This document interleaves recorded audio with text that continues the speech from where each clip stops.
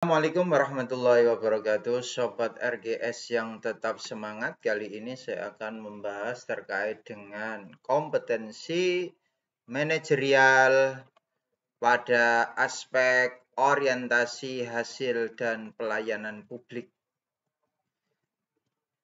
Ini bertujuan untuk apa? Untuk mengukur kesiapan dan kesiapsiagaan pada tugas pelayanan yang diberikan. Ya, jadi tujuannya untuk mengukur kesiapan dan kesigapan pada tugas pelayanan yang diberikan. Seseorang yang berorientasi pada pelayanan akan terindikasi dari, ini ciri-cirinya ya, yaitu selalu mendahulukan kepentingan umum daripada kepentingan pribadi. Kemudian senang melayani, terutama untuk kepentingan orang banyak.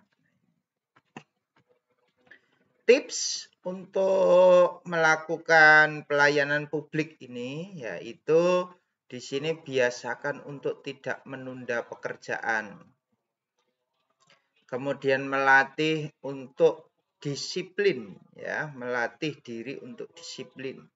Menyelesaikan pekerjaan dengan skala prioritas, mempergunakan waktu secara optimal, terutama saat jam kerja, dan manfaatkan waktu luang dengan hal-hal yang positif dan produktif. Baik, kita langsung ke soalnya.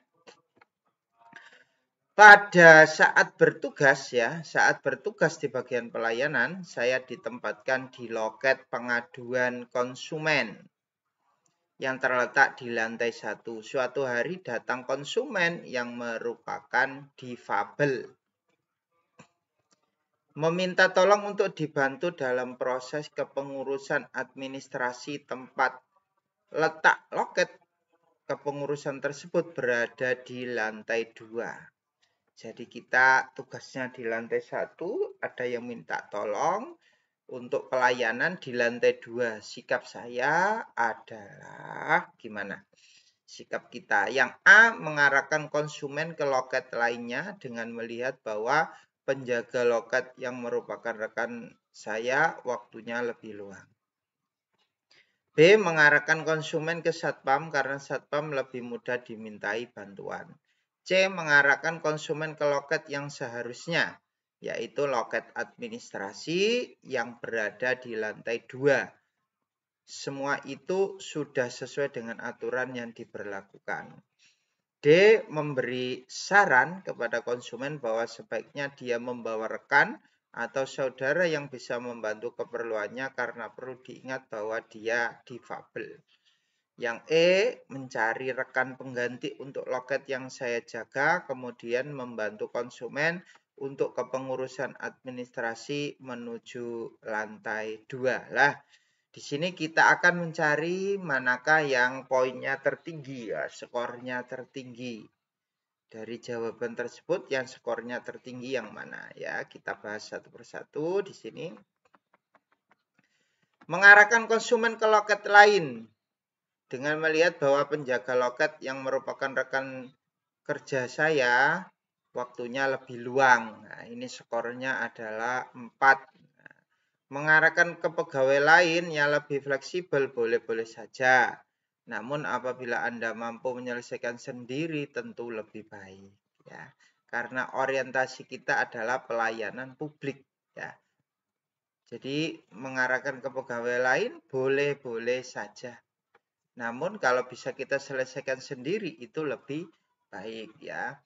Mengarahkan konsumen ke satpam karena satpam lebih mudah dimintai bantuan, ini skornya 3. Mengarahkan ke pegawai lain yang lebih fleksibel tetap harus memperhatikan bahwa pegawai tersebut tidak menjadi terganggu tugas utamanya. Oke, yang C, mengarahkan konsumen ke loket yang seharusnya, yaitu loket administrasi yang berada di lantai 2. Semua itu sesuai dengan aturan yang diberlakukan. Jadi kita tidak ikut membantunya di sini ya. Hanya mengarahkan saja ke lantai 2. Skornya 2 ya. Mengarahkan sesuai aturan memang baik, namun tidak ada salahnya jika mengusahakan pelayanan yang terbaik. Jadi kita di sini itu dituntut untuk memberikan pelayanan yang terbaik dengan memberikan kemudahan akses bagi konsumen, ya. Jadi memberikan kemudahan akses bagi konsumen, apalagi tadi difabel, ya. Yang D, memberi saran ke konsumen bahwa sebaiknya dia membawa rekan atau saudara bisa membantu keperluannya karena perlu diingat bahwa dia difabel. Nah, ini tindakan seperti ini kurang tepat karena berpotensi menyinggung perasaan orang lain, menunjukkan sikap yang tidak berorientasi pada pelayanan, ya. Jadi di sini tidak berorientasi pada pelayanan, ya. Yang E, mencari rekan pengganti untuk loket saya jaga, kemudian membantu konsumen untuk kepengurusan administrasi menuju lantai 2. Ini adalah skor yang tertinggi, yaitu skornya dapat 5 ya di sini ya. Tindakan paling tepat karena berorientasi pada pelayanan dengan tidak membedakan golongan konsumen, ya. Oke, baik, kita ke soal yang kedua.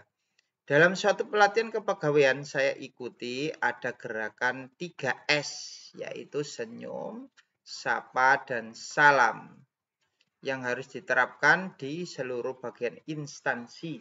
Saat ini saya ditempatkan di bagian front office, ya, yang merupakan bagian terdepan di instansi tempat saya bekerja. Sikap saya setelah pelatihan kepegawaian tersebut adalah apakah diterapkan, ya. Yang A, melakukan seperti yang saya lakukan setiap hari karena khawatir gerakan 3S akan tampak seperti suatu hal yang aneh bagi orang lain. Yang B, saya akan melakukan gerakan 3S hanya jika saya sudah siap. C, cukup dengan memasang poster yang bertuliskan gerakan 3S dan artinya. Jika itu sudah membuat semua orang memahami bahwa saya sudah melakukan anjuran pelatihan tersebut. Yang D, menerapkan gerakan 3S seperti yang diajarkan di pelatihan. Yang E, menerapkan gerakan 3S seperti yang diajarkan di pelatihan hanya pada saat awal bekerja saja, biar seragam dengan bagian yang lainnya. Kira-kira yang mana yang poinnya tertinggi, ya? Di sini kita bahas satu persatu. Melakukan seperti yang dilakukan setiap harinya. Ini yang pertama, ya. Melakukan seperti yang saya lakukan setiap hari karena khawatir dengan gerakan 3S akan tampak seperti suatu hal yang aneh. Ini adalah skornya paling rendah, yaitu 1. Perlu keberanian, kepercayaan diri, dan cepat beradaptasi untuk menerapkan gerakan 3S. Ya, harus segera beradaptasi, ya. Saya akan mulai gerakan 3S hanya jika saya sudah siap. Nah, ini skornya 2 di atas yang tadi, ya. Ini mau melaksanakan tapi kalau sudah siap. Perlu kesiapan diri dalam metode yang cepat untuk menerapkan 3S segera mungkin, ya. Yang C, cukup dengan memasang poster yang bertuliskan gerakan 3S dan artinya. Itu sudah membuat semua orang akan memahami bahwa saya sudah melakukan anjuran pelatihan tersebut. Skornya 3 di sini, ya. Gerakan 3S akan lebih baik jika diterapkan bukan sekedar slogan, ya. Kemudian menerapkan gerakan 3S seperti yang diajarkan di pelatihan. Ini adalah skornya paling tinggi, yaitu 5. Tindakan yang paling tepat, ya. Gerakan 3S diterapkan untuk mengoptimalkan pelayanan. Yang E, menerapkan gerakan 3S seperti yang dianjurkan di pelatihan hanya saat awal bekerja saja biar seragam dengan bagian lainnya. Nah, ini ada catatan hanya ini, ya, yang menjadikan skornya lebih rendah daripada yang D, ya. Menerapkan gerakan 3S pada saat awal bekerja sudah baik, namun akan lebih baik jika berlanjut di setiap pekerjaan dan di seluruh bagian, ya. Demikian, mudah-mudahan bermanfaat, Sobat RGS. Tetap semangat, ya. Mudah-mudahan saya doakan lulus semuanya, ya. Wassalamualaikum warahmatullahi wabarakatuh.